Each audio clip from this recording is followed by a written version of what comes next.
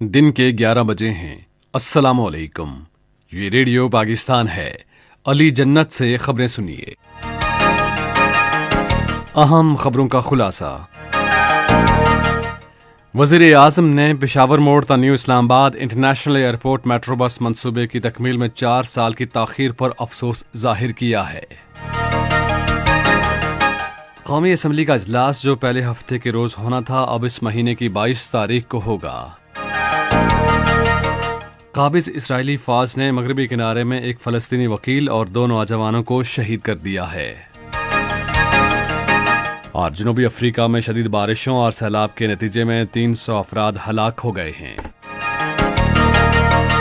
और अब खबरें तफसील के साथ। वज़ीर आज़म शहबाज शरीफ ने पेशावर मोड़ से न्यू इस्लामाबाद इंटरनेशनल एयरपोर्ट तक मेट्रो बस मंसूबे की तकमील में 4 साल की ताख़ीर पर अफसोस जाहिर किया है। उन्होंने ये बात आज सुबह इस्लामाबाद में मेट्रो बस सर्विस के दौरे के दौरान कही, जहां उन्हें CDA और NHA के हुक्काम ने मंसूबे के बारे में ब्रीफिंग दी।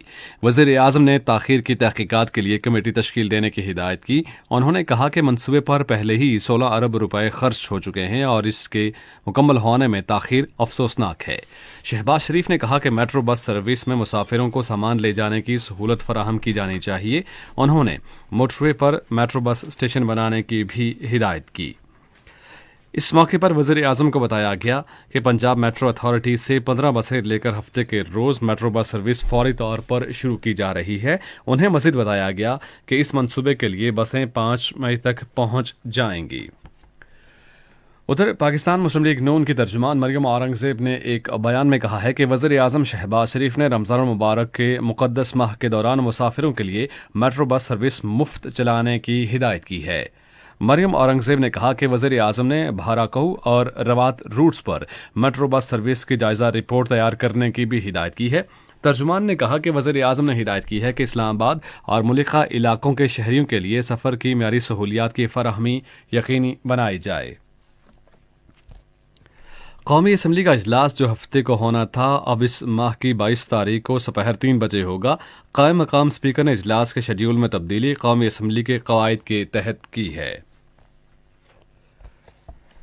रूसी जंगी बहरी जहाज को आतिशदगी के बायस होने वाले एक धमाके में शदीद नुकसान पहुंचा है और रूसी वजारत दिफा ने कहा है कि आतिशदगी के नतीजे में जहाज पर मौजूद गोला बारूद का धमाका हुआ और इसे शदीद नुकसान पहुंचा है। वजारत दिफा ने कहा कि आतिशदगी की वजह मालूम की जा रही है और अमले को निकाल लिया गया है। यूक्रेन के हुक्काम ने दावा किया है कि बहरी जहाज बहर अस्वद में यूक्रेनी रॉकेट्स का निशाना बना है। रूसी वजारत दिफा ने भी दावा किया है कि यूक्रेन की 1000 से जायद आबदोज की तरफ से हथियार डालने के बाद रूस का मारियोपोल का मुकम्मल कंट्रोल हासिल कर लेता है। उधर आलमी इदारे सेहत के सरबराह टेड्रोस अधानोम ने कहा है कि दुनिया से आफाम और सफ़ेद फाम लोगों को मुतासर करने वाली हंगामी सूरत हाल पर यकसां तवज्जो नहीं देती। उन्होंने कहा कि यूक्रेन पर मुकम्मल तवज्जो यकीनन एक अहम है क्योंकि इसके दुनिया पर असरात मुरतब हो रहे हैं, लेकिन तिग्रे, यमन, अफगानिस्तान, शाम और दुनिया के दिगर इलाकों में यूक्रेन की निस्बत इंतहाई कम तवज्जो दी जा रही है।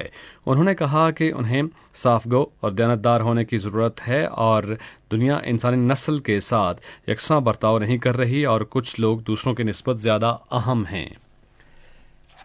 इसराइली काबिज फ़ौज ने मगरबी किनारे में एक फ़लस्तीनी वकील और 2 नौजवानों को शहीद कर दिया है। फ़लस्तीन की वज़ारत सेहत ने कहा कि इसराइली फ़ौज ने नाबलूस शहर में अपनी जहरीत के दौरान फ़लस्तीनी वकील को छाती में गोली मारकर शहीद किया।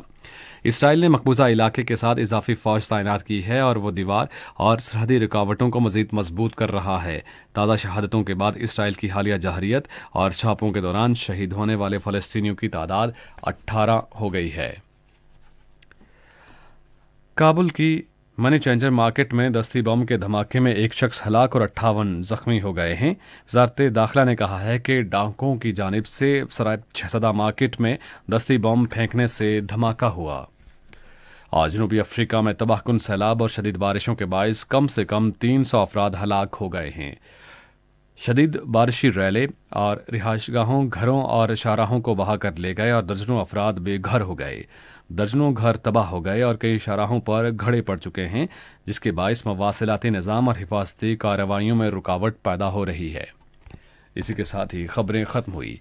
مزید خبروں اور تجزیوں کے لیے آئیے ہماری ویب سائٹ پر radio.gov.pk